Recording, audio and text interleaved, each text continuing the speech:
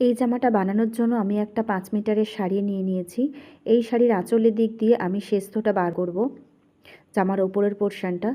জামার ওপরের পোরশানের ঝুল আছে ১৪, আমি ১৪ ইঞ্চি নিচ্ছি, কিন্তু রেডি হয়ে এটা ১৩ ইঞ্চিতে এসে দাঁড়াবে, কারণ আমার আসল মাপ ১৩ ইঞ্চি। এবার আমি নিলাম পুটের মাপটা, পুট নিচ্ছি আমি ৭ ইঞ্চি। এবার আমি স্কেল বসিয়ে সোজা একটা দাগ টেনে দিলাম, পুটের দাগ টেনে দিলাম। এবার আমি বগলের ঝুলটাও নামাচ্ছি ৭ ইঞ্চি। এবার একটা সোজা লাইন টেনে দিলাম, যেখানে আমি সোজা লাইনটা টানলাম সেটা হচ্ছে আমার ছাতির লাইন।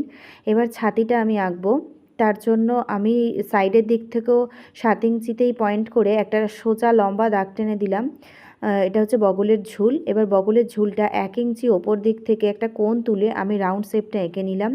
এবার ছাতির মাপটা আমি ধরছি, ছাতি আছে হচ্ছে ৩১, ৩১-এর সঙ্গে ২ ইঞ্চি আমি যোগ করেছি, হয়েছে ৩৩, ৩৩কে ৪ দিয়ে ভাগ করেছি, হয়েছে তাহলে ৮ আর ২ সুত। আমি ৮ আর ২ সুতে দাগ দিয়েছি, আর তারপরে আরও ২ ইঞ্চি এক্সট্রা নিচ্ছি। সেমভাবে আমি নিচের কোমরটাও করে নিচ্ছি। কোমরটাও কিন্তু ছাতি যা আছে আমার তাই কোমরে এসেছে, কোমরটা তা একই মাপ বেরোবে, তাই আমি সোজা লাইন টেনে দিলাম, কারণ আমি কোমরে টেকেন দেবো, আর টেকেন দেওয়ার দরুন আমার কোমরটাও কিন্তু একই আসবে। তাহলে বোঝা গেল। এবার আমি পুটের মাপটা দেখাচ্ছি। পুট আমি ৩ ইঞ্চি সামনের দিক থেকে কেটে বাদ দেব। তাহলে আমি ৩ ইঞ্চিতে পুটের পয়েন্টটা করে নিলাম।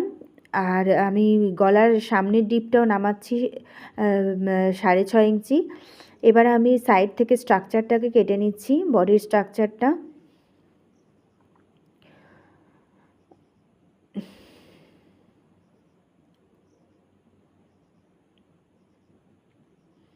আচ্ছা, বডি স্ট্রাকচারটা আমার কাটা হয়ে গেছে। এবার আমি গলাটা কেটে বাদ দিচ্ছি।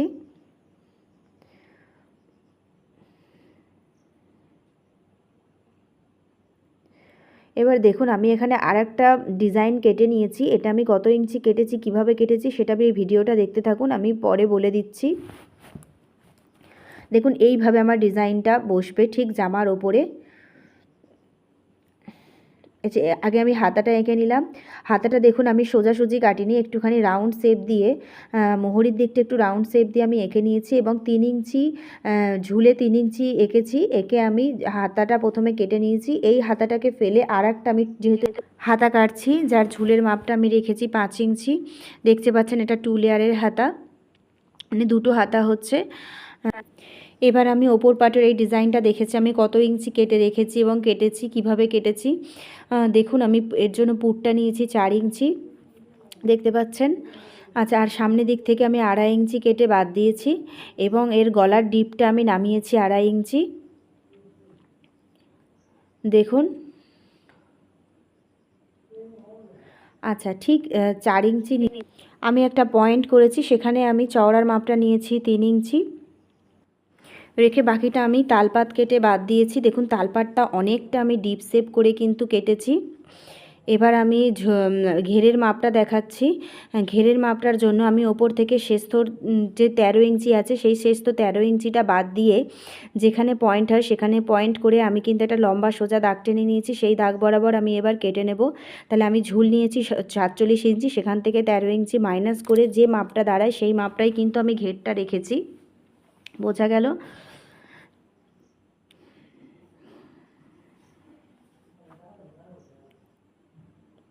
আচ্ছা, এই যে আমি ওপরে ডিজাইনটা করেছি সেই ডিজাইনটা কিন্তু আমি পুরোটা হাতে সেলাই করেছি। আমি পট্টিগুলো কিন্তু হাতে সেলাই করে বসিয়েছি। দেখুন এটা পুরোটা হাতে সেলাই করা, আর হাতাটাকেও আমি হাতে সেলাই করে লেয়ারটা আমি বসিয়ে নিয়েছি একটার ওপরে আর একটা। এবার আমি নিচে কুচি দেওয়ার জন্য ঘেরটা, আমি যেহেতু এটা আমি কুচি দেওয়া ঘের করব সেই জন্য আমি কুচিগুলো হাতে এইভাবে সেলাই দিয়ে দিয়ে প্রথমে আমি ডিজাইনটা বানিয়ে নিয়েছি। কুচিগুলোকে এক জায়গায় জড়ো করে নিয়েছি, এইভাবে কুচি দিলে কুচিগুলো খুব সুন্দর লাগে দেখতে, দেখতে পাচ্ছেন। এবার আমি ওপরের শেষথর পাটটা রেডি করে নিয়েছি, আমি হাতা লাগিয়ে নিয়েছি, সাইডগুলো আমি মুড়ে নিয়েছি, দিয়ে আমি তারপরে নিচের কুচিগুলো জুড়ে দিয়েছি, এবং ওপর দিয়ে একটা কুচি যেখানটা জয়েন্ট হয়েছে ওপরের শেষথর সাথে সেই জায়গাটা আমি একটা কাপড়ের পাটটা বসিয়ে আমি হাতে করেই সেলাই করে দিচ্ছি। যেহেতু আমার কাছে এই মুহূর্তে মেশিন অ্যাভেলেবেল নেই, তাই এই পুরো জামাটাই কিন্তু আমি হাতে সেলাই করে বানিয়েছি। কোনো জায়গায় কোনো পোর্শনে কিন্তু ভাঁজ করেনি, ভালো করে লক্ষ্য করবেন এই জায়গাগুলো ম্যাক্সিমাম ফুলে থাকে, এখানে কিন্তু কোনো ভাঁজ করেনি, আমার হাতেও কিন্তু টানতে কোনো অসুবিধা হচ্ছে না। দেখুন এই কোমরের এখান থেকে কুচিটা, আমার জামাটা অনেকটা কুচি পড়েছে এবং হাতাগুলো দেখুন আমি 2 লেয়ার দিয়েছি। আমার কিন্তু জামাটা আমি 2টো লেয়ার দিয়েছি হাতায়। হাতাটা দেখতে পাচ্ছেন কতটা সুন্দর লাগছে।